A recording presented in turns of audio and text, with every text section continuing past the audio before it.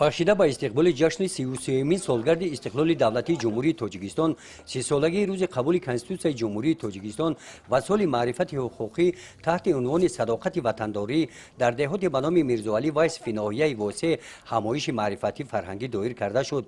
چهاربینی مذکور با پیشنهاد مقامات اجرایی حاکمیت دولتی ولایت ختلان و ناحیه واسه با مقصد ترغیب و تشویق دستاوردهای دوران صاحب استقلالی کشور راه اندازی گردید.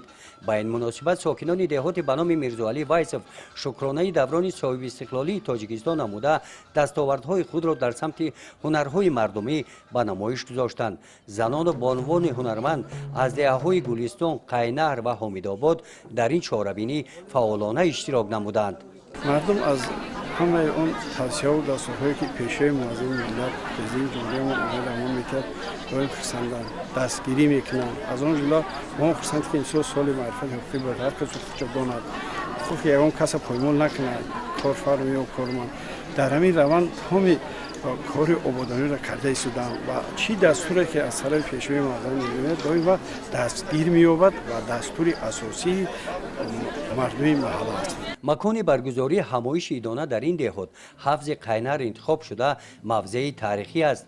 این حوض از بلندی به اشتور خوابیده مانندی دارد.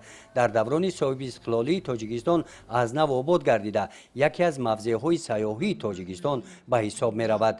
در این چهاربینی رئیس کمیته اجرایی حزب خلقی دموکراتیک تاجیکستان در ولایت ختلان با راهبلدی رئیس ناحیه واسه بعد شناسایی با دستاوردهای ساکنان دهات در جمع آمد با ساکنان تاکیدهای سرور دولت را در سمت کارهای آبادانی، تازگی محل زیست، بهره در سطح بلند استقبال گرفتن جشن‌های در پیش ایستاده به سهم ساکنان رسانیدند.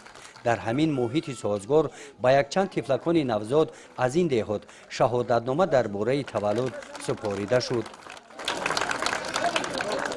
در این روز در دایره همین همایش در دهه به نام حمیدآباد با ساکنان دهه نماینده مجلس وکیلان خلق ناحیه و مجلس محلی واخوری سودمند انجام دادند. در این ملاقات عاید استفاده ثمرناک زمین و آب، شرح تغییر الهه‌ها به قانون‌های ملی برای بلند برداشتن معرفت حقوقی، پیشگیری نمودن بیگانه پرستی و ظهورات‌های نامطلوب جهان امروزه، جلب ساکنان به کارهای آبادانی و سازندگی به استقبال جشن‌های ملی برآمد نمود به سوالهای اشتراکچیان جواب دادند.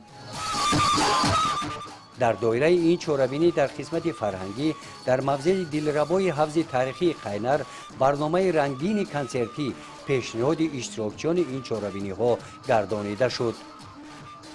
گزارش خواجه نظریف خدای نظر ظهورف از ناحیه واسه برای برنامه اطلاعاتی نوید.